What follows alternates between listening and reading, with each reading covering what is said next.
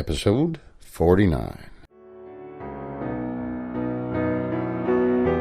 This is Grizzly's Growls, the life and times of a minor local celebrity. It's about imagination, and it's about knowledge. It's about celebrating love and life, loyalty and liberty, and sometimes lunacy.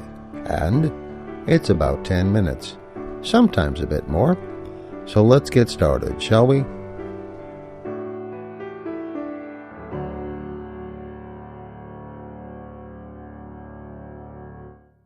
Hello again.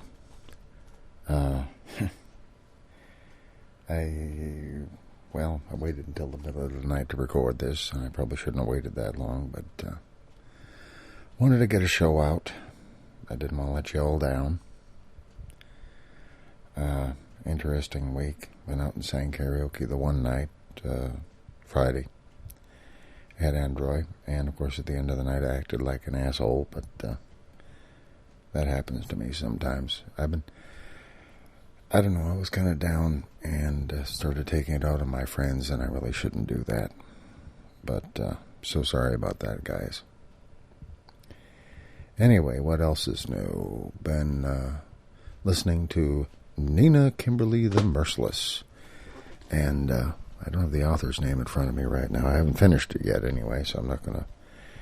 Maybe I should hold off on officially reviewing the thing. I'll put a link in the show notes if I...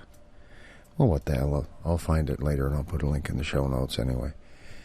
Anyway, Christiana something. I can't think of her last name. Anyway, Nina Kimberly the Merciless. Kind of a unique story. Some unique characters in there. It's fantasy. Swords and sorcery sort of a thing. Somewhat humorous. Starts out that way anyway. Somewhat reminiscent of Terry Pratchett, Discworld, whoever it was who wrote that, the Myth series, Myth Inventions, Myth Conceptions, that whole thing. Myth Inc. Link. That kind of a thing. Making a little bit of fun of some of the standard assumptions in fantasy stories. The first thing that happens in the book is our sweet young heroine, Nina Kimberly, the Merciless, daughter of, was it Marcus the Merciless? Yeah, that was her dad. First thing she does is cut somebody's head off. So it's not maybe very suitable for really young kids, you know what I mean? Seems like it ought to be, but except for the extreme violence in parts. But, and actually, come to think of it, though, that's about the only... Well, I guess there were a couple of instances where people died horribly, so maybe not quite so funny as it might otherwise have been. But it heavies up a little bit later on in the story. Basically, bottom line, Nina Kimberly the Merciless is the daughter of the undefeated barbarian leader Marcus the Merciless. And she and her father's barbarians conquer this little kingdom, Langine. I can't remember the name of the silly kingdom. Anyway, they conquered, and she's 7 years old at the time, and in the process of all that, her father dies. And not well, exactly. Though mostly not dying would be better than any particular form of dying, so you can't say it was exactly a bad way of death, because there really isn't a good one. Anyway, so he dies. She's 7. The barbarians won't accept her as a leader, and they've pretty well settled into this new kingdom thing, so they won't leave. So all of a sudden she's a princess, if you will, of a barbarian horde that isn't really a barbarian horde anymore. And she was brought up in a very violent environment and so on. And now she's feels kind of trapped in this little kingdom.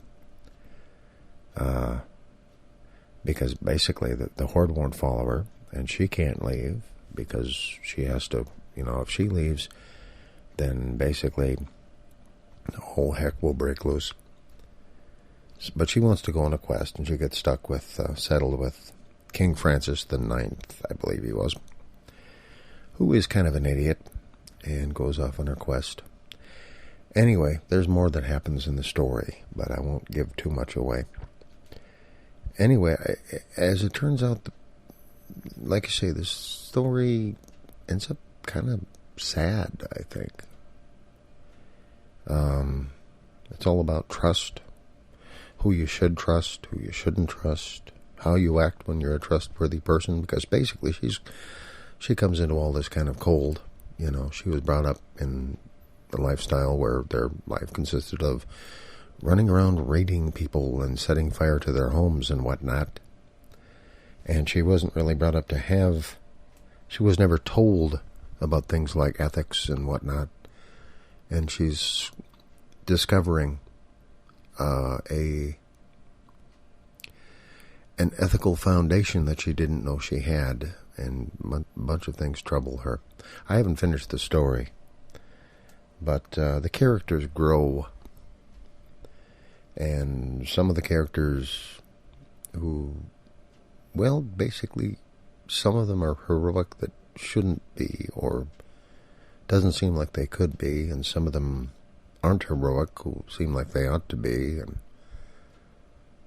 it really comes down to trust and how to be a trustworthy person, and how to be worthy of other people's trust. Very good story, anyway. I haven't finished it yet, like I say. As far as that goes, I think the reading of the story is remarkable. I mean, she does some... The author read the story herself, did all the voices herself, except in one case. She had a guest voice. T. Morris, I think it was. Anyway, she explains it as she goes along in the story. And I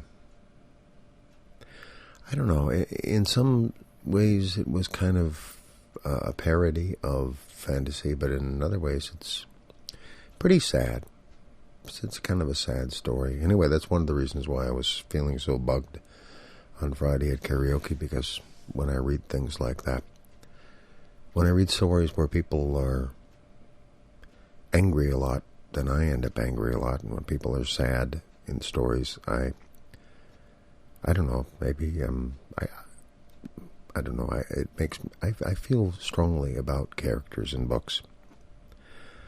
I understand them better. I guess books actually explain people, and I don't do so good understanding people face to face myself. So I don't know. Good book, though. Good book. What else is happening? I told you about the karaoke and the book. And I'll put a link in the show notes, so I will make a note to do that. I had put a blog post up the other day about a theater group I used to be in about 30 years ago. I guess I'm old, I know. But I put up a blog post about this group called Blackthorn Repertory Theater that I used to be in many years ago. And I've mentioned them before on the show. And apparently, I don't quite know how that happened. This whole internet, people searching for things and actually finding them thing just kind of blows my mind. But for some reason, somehow, they actually stumbled across my blog. And I've been hearing back from people that I haven't heard from in rather a long while. And which is nice. It's good to hear from old friends. And people I hadn't... maybe I'll hear from more. That would be nice. Now they're becoming listeners, I guess. At least one of them is. Maybe the other one is, too. I don't know. But I guess 3 people from that group now I've heard from. Directly or indirectly.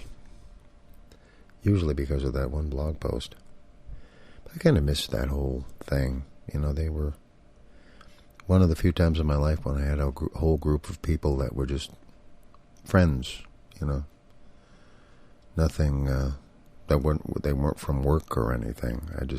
We just had something in common. We were all doing theater together. And I kind of miss that. I miss having a regular group of friends that I could count on and be myself with and so on.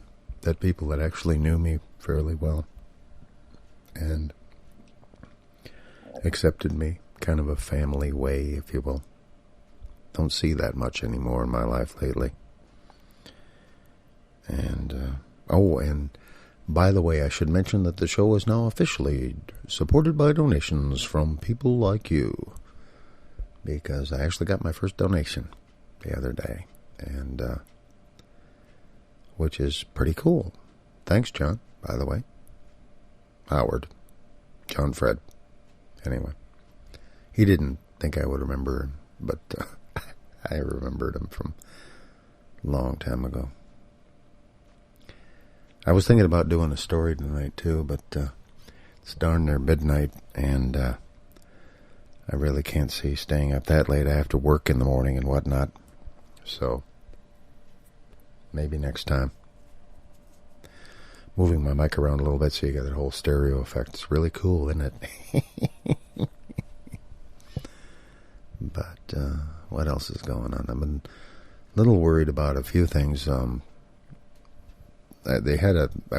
watch Scrubs on TV pretty regularly, and they had an episode where Turk ends up being diagnosed with type 2 diabetes, and they ran through a brief list of the usual symptoms of type 2 diabetes. And I'm thinking, this stuff sounds kind of familiar. So I went out to WebMD, and I looked around at the symptoms, and gosh, there's some symptoms I would never have guessed would be symptoms of type 2 diabetes. And of course, type 2 diabetes runs in my, type 1 and type 2 diabetes run in my family, among a lot of other things. But I lost my eldest sister to type 1 diabetes back when it was still juvenile diabetes. And anyway, I probably do have type 2 diabetes. Isn't that nice? So all in all, it's in some ways not been the best week for me. And of course in the morning I have to go back to my sucky job. But what can you do, You gotta get paid by somebody somewhere along the line, you know what I mean? And they pay me, so I show up. Except now they're going to want me to, they're talking about mandatory overtime for a while. And I don't want to do, I don't want to be working the hours I'm working now, and they want to require me to work more. I don't know, I was thinking about it earlier today. It's like they say, I would be tempted to ask, why would I want to do that? And they say, well, if you don't do it, we can fire you. It says, hey, I'm an at-will employee. You can fire me anyway. What does this change? I don't know. What can you do? But I did get I got a comment the other day from somebody who about one of the story things. I mentioned this the other day, I think, too, that just like my voice, stories are even better, but I just like the sound of your voice. And I wonder if that doesn't make perfect sense, because that's the main reason I end up doing this stuff anyway. Just I like the sound of my own voice on a microphone. Now I got a very expensive microphone, so I get to hear the sound of my own voice again. Isn't that special? I still haven't done any interviews with my little Zoom H2 gadget here. Is this thing on? Hello? I think it's recording. I don't know. I always have that problem with this thing. There's a little light that comes on, and I assume it's recording right now. But I don't know. If you think about it, it's a performing art. Talking into a microphone is a performing art. I will grant you that much. And it's in a sense, it's kind of like music. For example, I'm not really that big of a fan of classical music at all. Back when I was younger, I went through a period of liking to listen to classical music, but I didn't. These days I, can do without it. But sometimes I like to listen to it, not because of the music, but because of the artist sometimes. I mean, some of the great violinists come on every now and again, and I like to hear them perform because they are just so damn good, And I'm not a big fan of opera, but it was always fun to watch Beverly Sills when she used to be on various things on TV, because she's kind of a fun lady to watch anyway. She passed a few years back, and not a big fan of some of the music that, like my mom always watches the Lawrence Welk show on Saturdays, and it's on public TV on Saturdays these days, up here in northern Minnesota anyway. And she always watches that, and quite frankly, I'm not a big fan of a lot of the music they do. But they're kind of a fun group to watch, and they look like they're having fun doing it. So I watch, because I like the people, not necessarily because I'm all that big of a fan of the kind of music that the Lawrence Welk Orchestra does, but, they're just a fun group to watch. So in a sense, I can kind of see that, with my show too.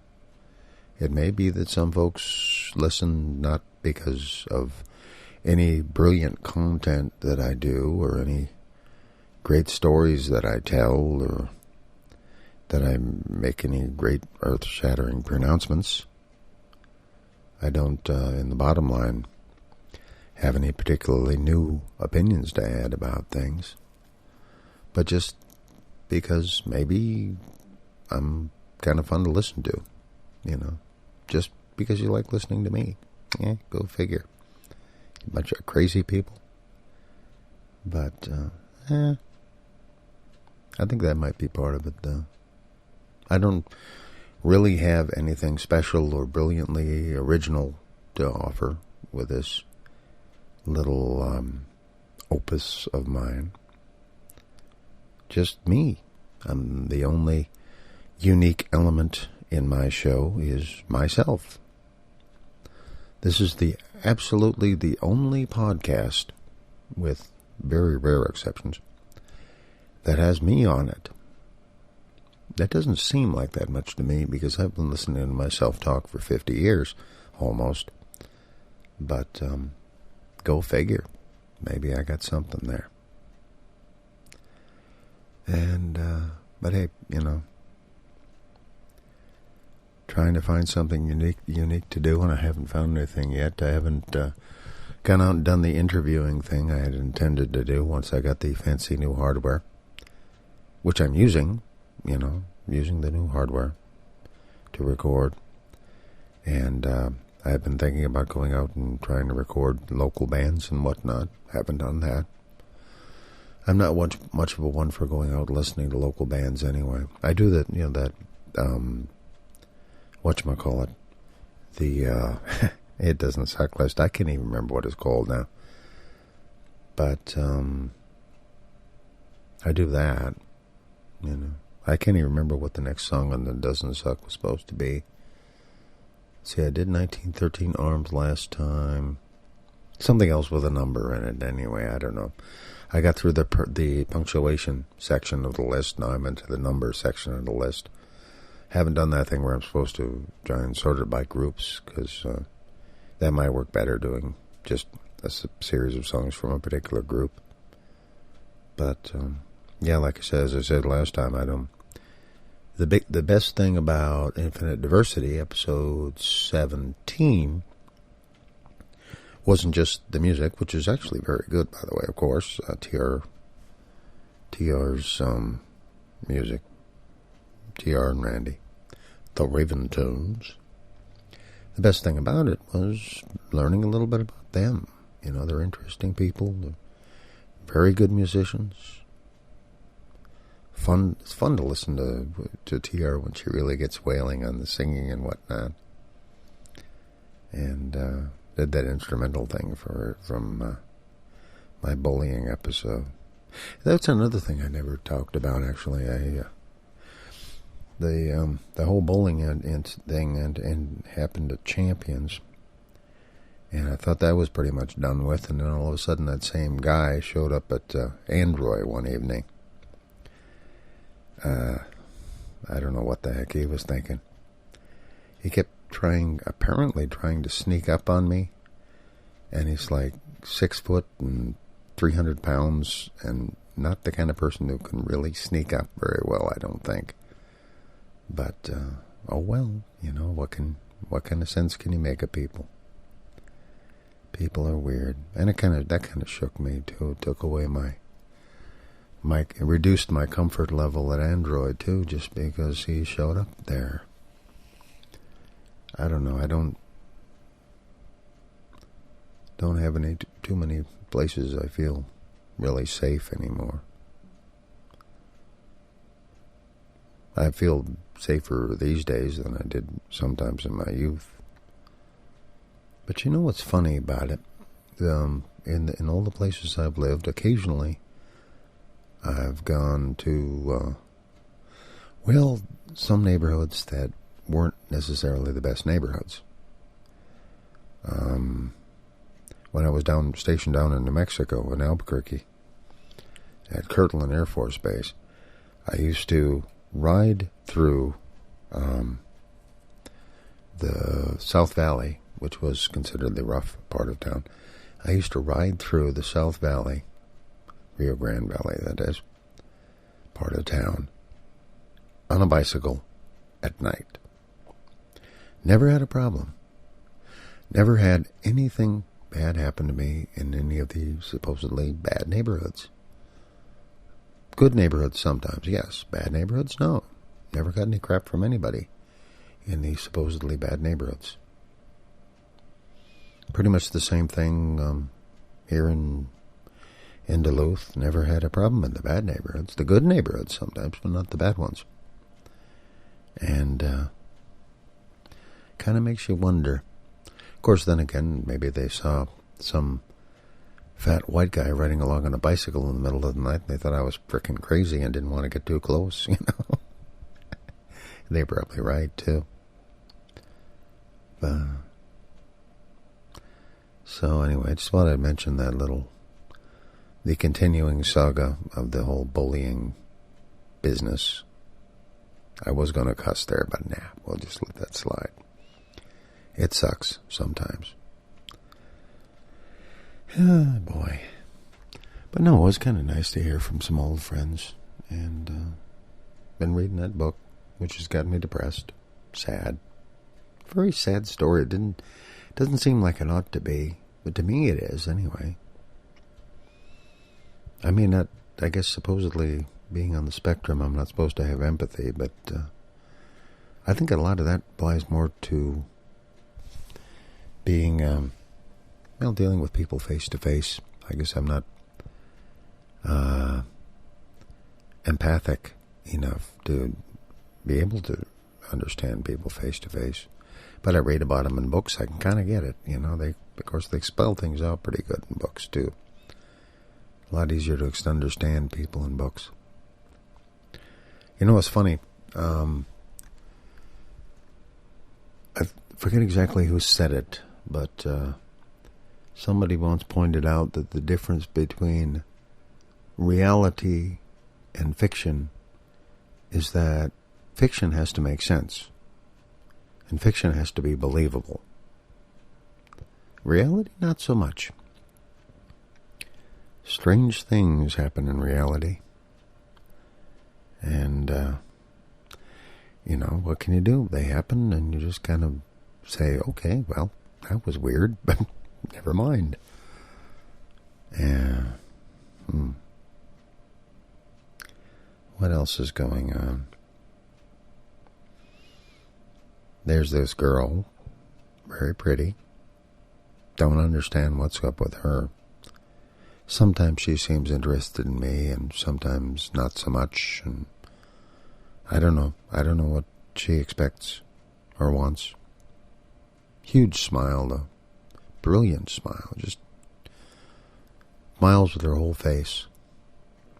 Which is kind of cool, being smiled at like that, you know. Wink, wink, nudge, nudge, say no more, say no more. But, I don't know, you know. Maybe she's just trying to be nice. Which is good. Trying not to be nice, that would not be so good. Yeah. I wish I understood women in particular. There are certain advantages to understanding women in particular as compared to just people, you know. But don't seem to work too well for me. 4 that want to own me, 2 that want to stone me, 1 says she's a friend of mine. Remember that song from back in the day? Oh boy.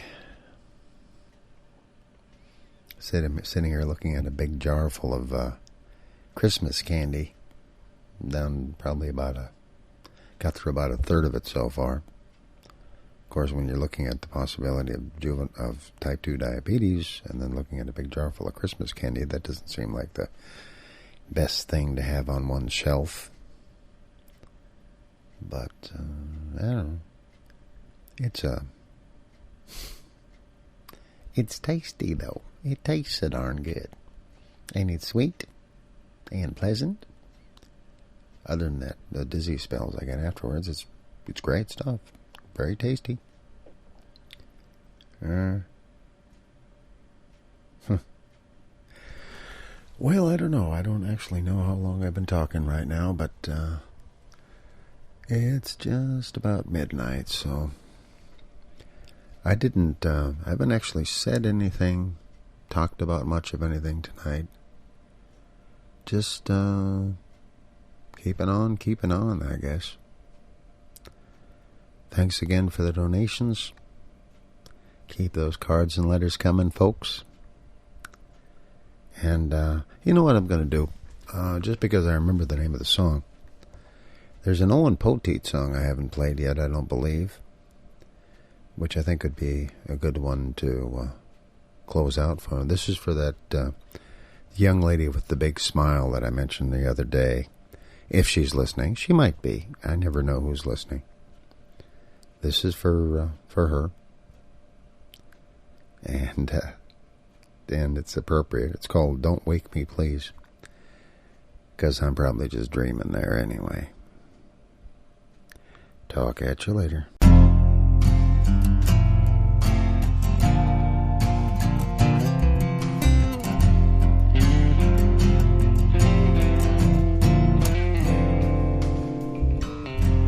I look up and I see dark brown eyes smiling back at me, just like the ones that are always in my dreams. Don't wake me, please. I feel a hand touching mine, sweetest touch of my life, just like the touch that's always in my dreams. Don't wake me, please. Yes, I know that there's a chance that I might fall real hard. Yes, I know that there's a chance this might leave a scar. Even so, I've gotta take it. My heart's yours, please don't break it, 'cause a chance like this don't come around every day.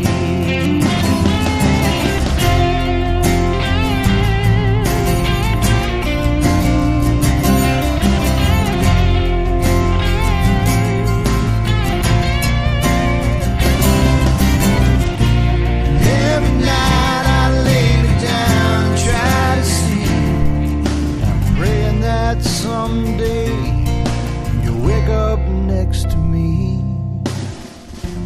I'll look up and I'll see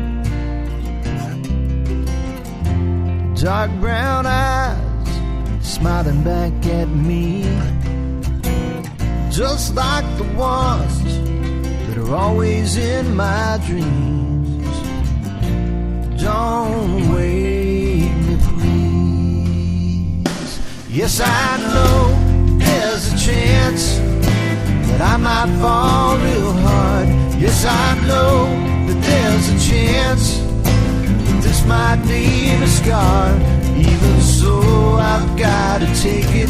My heart's yours, please don't break it, 'cause a chance like this don't come round every day. Yes, I know there's a chance that I might fall real hard. Yes, I know that there's a chance that this might leave a scar. Even so, I've got to take it. My heart's yours, please don't break it, 'cause a chance like this don't come around every day. Yes, I know there's a chance that I might fall real hard. Yes, I know that there's a chance that this might leave a scar. Even so, I've got to take it. My heart's yours, please don't break it, 'cause a chance like this don't come round every day. Oh no.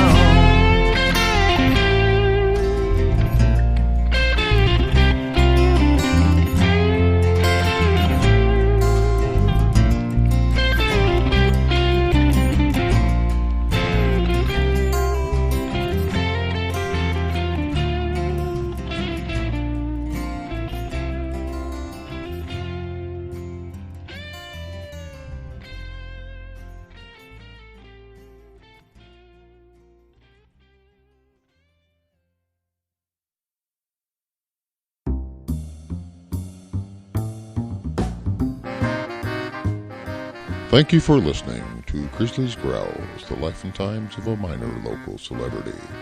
If you like what we're doing, create, participate, motivate. Create your own comment at the website, hosted by Liberated Syndication at grizzly.libsyn.com, and your word will be heard. Participate with a call to our comment line at 206-202-1548, or in our Facebook group, or in our Yahoo group, and motivate others to listen.